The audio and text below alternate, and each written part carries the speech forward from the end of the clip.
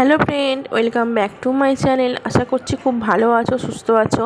তো আমার নতুন আরও একটি ভিডিওতে তোমাদেরকে জানাচ্ছি মোস্ট ওয়েলকাম। তো আজকের ভিডিওটা একটু অন্যরকম তোমাদের সঙ্গে রেখেছি। তো ডেইলি ব্লগ নয়, আজকে হচ্ছে গিয়ে আমি তোমাদের সঙ্গে দেখাতে চলেছি যে আমাদের গ্রাম বাংলাতে মেলা বসলে সেই মেলাটা কীরকম দেখতে লাগে। তো হয়তো খুব একটা বড় মেলা নয় বা হয়তো খুব ছোট মেলা নয়, কিন্তু যে মেলাটা বসে সেটাই আমাদের মানুষদের এত আনন্দ দেয়। ঘরের সামনাসামনি ঘরোয়া মেলাতে আমরা যেভাবে আনন্দ পেয়ে থাকি, তো সেই মেলাটাই তোমাদের সঙ্গে আমি শেয়ার করব। এই ছোটোখাটো মেলা কী বসে কীরকম দেখতে লাগে। তো চলো বন্ধুরা, যাওয়া যাক। তো বেরিয়ে পড়েছি, আমি যাচ্ছি এখন। আর এখন ঘড়িতে প্রায় 9টার মতন বাজতে যায়, বুঝলে তো। রাত্রি 9টা না হলে 8:30 তো হবে অবশ্যই, কারণ আমরা একটু রাত করেই বেরোচ্ছি মেলার উদ্দেশ্যে। তো আমাদের ঘরের সামনে বলবো না তো কি, মানে বাড়ি থেকে 5 মিনিট লাগে টোটোয় যেতে। তো ওইখানে একটা বিশাল বড় মন্দির পুনঃপ্রতিষ্ঠা উপলক্ষে মেলা হচ্ছে, ঠিক আছে। তো বাড়ির সামনে এত জোর মাইক বাজছে কদিন ধরে, আর 6-7 দিন হয়ে গেল মাইক বাজছে, যেন মনে হচ্ছে আমার পাশেই হয়তো মেলাটা হচ্ছে। কিন্তু হয়তো এই মাইকটার জন্য না আমাদের খুব যেতে ইচ্ছা করছে, যে দেখবো, মানে সারা বাগনান কাঁপিয়ে দিয়েছে এই পুজোটা। একটা শিব মন্দির পুনঃপ্রতিষ্ঠা উপলক্ষে এই মেলা প্লাস খাওয়া দাওয়া হয়েছে আজকে দুপুরে। প্রায় 7,500 মানুষ এই মেলা উপলক্ষে অন্ন সেবা পেয়েছে কিন্তু, ঠিক আছে। তো আমরা সেবা নিতে আসিনি, কিন্তু আমাদের যারা এসেছিলো তারা বললো আর কি। তো দেখো, এই যে বাবা হিংলেশ্বরের মন্দির পুনঃপ্রতিষ্ঠা উপলক্ষে এই মেলা বসেছে। আর এই মন্দিরটা একদম নতুন করে প্রতিষ্ঠা হলো। বাবা ভোলানাথকে কিন্তু অন্য জায়গা থেকে তুলে এনে এখানে প্রতিষ্ঠা করলো। বাবা ভোলানাথ ছিল মনে হয় শীতলা মায়ের মন্দিরে মনে হয় ছিল, সেখান থেকে তুলে নিয়ে এসে এখানে পুনঃপ্রতিষ্ঠা করলো। প্রচুর এই মন্দিরটা প্রতিষ্ঠা উপলক্ষে এত, মানে কি বলবো, তোমাদেরকে মানে ভাষায় বর্ণনা করা যাবে না। এত মানুষ, এত পরিশ্রম, এত কিছু করেছে না এই মন্দিরটার প্রতিষ্ঠা উপলক্ষে। আসলে এই মন্দির প্রতিষ্ঠা উপলক্ষে 2জন মানুষ কিন্তু মারাও গেছে। এই নিয়ে তোমাদের এই ব্লগে আর কিছু বলতে চাই না। এই মন্দিরটার প্রতিষ্ঠা উপলক্ষে অনেক কিছু হয়েও গেছে। তো যাই হোক, অনেক শেষে মন্দিরটা আজকে পুনঃপ্রতিষ্ঠা হলো, ঠিক আছে। বিশাল বড় হোম যজ্ঞ হয়েছে, গোটা বাগনান শহর গোটা কেঁপেছে এই হোম যজ্ঞে। এত বড় করে হোম যজ্ঞ হয়েছে। হয়তো ক্যামেরাতে মন্দিরটা খুব একটা বড় লাগছে না, কিন্তু মন্দিরটা বেশ বড়। তো দেখো, এখানে বাবা পঞ্চানন্দ রয়েছে তো সামনে, তাই পঞ্চানন্দের ছবি একটু তোমাদের সঙ্গে শেয়ার করলাম। আমাদের গ্রাম বাংলায় এরকম মন্দির প্রতিষ্ঠা হলে না বিশাল জাঁকজমক করে হয়। তো সেটাই তোমাদের সঙ্গে শেয়ার করছি যে কতটা জাঁকজমক করে হচ্ছে। তো এই মন্দিরের কাছে লোকজন সেরকম কিছু নেই, সব লোকজন হচ্ছে যে মেলাতে আছে। তো মন্দিরের লাগোয়া এই মেলাটা বসেছে।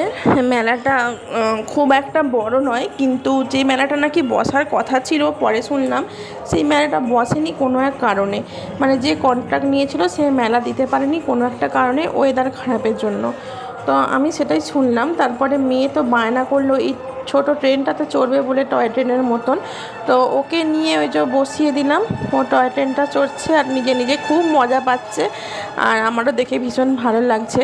তো ও অনেকগুলোই বায়না করেছে, এটা চড়বো, সেটা চড়বো, ওটা চড়বো। বাচ্চা মেয়ে, আসলে ওরা এইসব মেলা দেখলে ভীষণ আনন্দ পায়।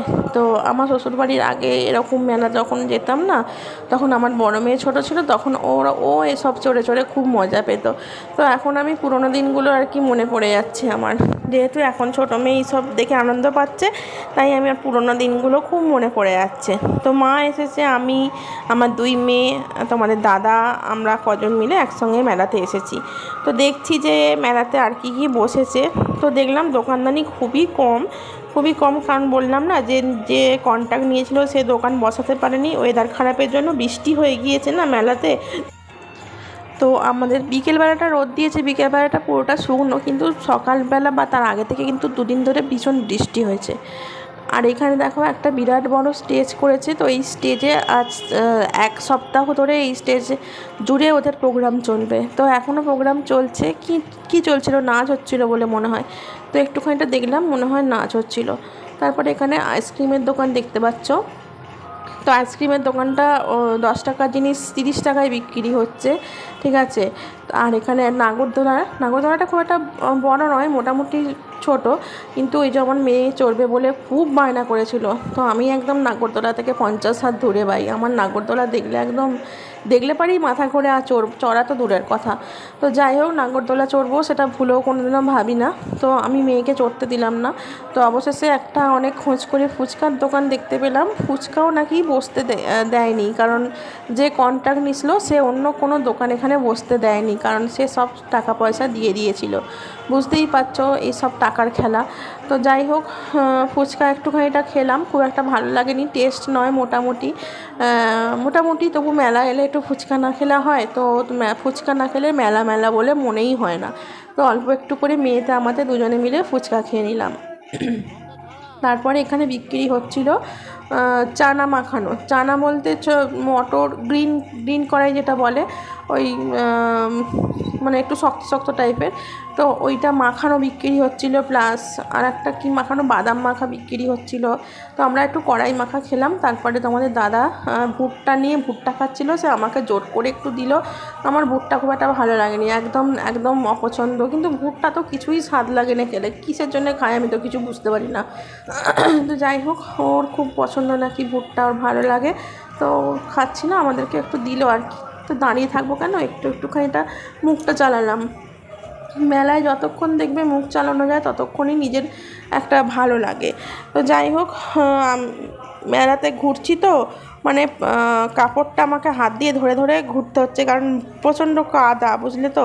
ওই জন্যেই না দোকানদানিগুলো বসলো না, কি মুশকিল হয়ে গেল। দোকানদানি বসলে বিরাট বড় জায়গা জুড়ে ছিল, কিন্তু ভালো হতো খুব। কিন্তু কি করবে জানি না, পরবর্তী দিনগুলোতে বসবে কি না। তো যাই হোক, আরও একদিন আসবো, এসে দেখবো যে সেই দিনকের মেলাটা কীরকম হচ্ছে। তো তারপরে মেয়ে বায়না করলো যে ও কি হার কিনবে, কানের কিনবে, কী সব কিনবে। তো ওগুলো সব বিক্রি হচ্ছিলো, ওকে কয়েকটা কিনে দিলাম। তারপরে ছোটো মেয়ে বায়না করে খেলনাপাতি কিনলো। তো হাতে গোনা 2-3টে জিনিস ছোটো মেয়েকে কিনে দিয়েছি, খুব একটা বেশি কিনে দিইনি। আর এখানে তারপরে দেখো আমরা একটু আইসক্রিম খেয়ে নিচ্ছি। পাড়ার এক কাকিমার সঙ্গে দেখা হলো। কাকিমাকে বললাম তুমি আইসক্রিম খাও। কাকিমা বলছে আমার দাঁতের গোড়া ব্যথা, আইসক্রিম খাবো না, আমি ঘুগনি খাবো। বলতে কাকিমাকে 1 প্লেট আমি ঘুগনি কিনে দিলাম। তো এই সব কিনে দিয়ে আমরা ভীষণ এনজয় করছি, যতটুকু সময় ছিলাম আমরা ফুল এনজয় করেছি। তারপরে মেয়ে এখানে বায়না করলো যে চিপস খাবে। তো মেয়ের জন্য এখানে চিপস কিনতে এলাম। কি চিপস একটা বিক্রি হচ্ছিল, ভূত চিপস নাকি, মানে খুব ঝাল টাইপের চিপস। তো সেই চিপস 3 প্যাকেট নিয়ে নিলাম। তো মেয়েরা খাবে বলে। আর আমি এখন এখানে কিন্তু আইসক্রিম খাচ্ছি। এখন আইসক্রিম খেয়েছি আমি, আমার মেয়ে। তো খেয়ে একদম ওদের ঠান্ডা লেগে গেছে, ওয়েদারটাও খুব খারাপ আছে। তো যাই হোক, এই করে করে আমরা মেলাটা ফুল এনজয় করলাম। আর ফুল পেট কিন্তু ভর্তি করে নিয়েছি, কারণ অনেক কিছু খেয়েছি, ফুচকা, জিলিপি, মালপোয়া, পাপড়ি, আইসক্রিম, তারপরে ভুট্টা, তারপরে চানা, এই সমস্ত খেয়ে পেট একদম ফুল প্যাকড আপ। তো পেটে আর জায়গা একটুও নেই। এখন মেয়ে মানে চড়ছে এটাতে কি বলে আমি জানি না। তো এটা চড়ার পর আমরা কিন্তু বাড়ি চলে যাব। তো আমাদের এই গ্রাম্য মেলা কেমন লাগলো অবশ্যই তোমরা লিখে জানিও। ভালো লাগলে ভিডিওটিতে কিন্তু লাইক দিয়ে পাশে থেকো। দেখা হচ্ছে আগামীকাল আরও অন্য কোনো একটা ভিডিওতে। তো এই ভিডিওটা একটু অন্যরকমভাবেই তোমাদের সঙ্গে শেয়ার করলাম। তো চলো বন্ধুরা, সবাইকে বিদায় জানাচ্ছি আজকের ব্লগে। আর মেয়ে এখানে ভীষণ এনজয় করছে। আমাদের কিন্তু গ্রামীণ মেলা এরকমই দেখতে হয়। তোমাদের ওখানে গ্রামীণ মেলা কীরকম দেখতে হয় তোমরা লিখে জানিও। চলো বন্ধুরা, আজকের মতন সবাইকে টাটা।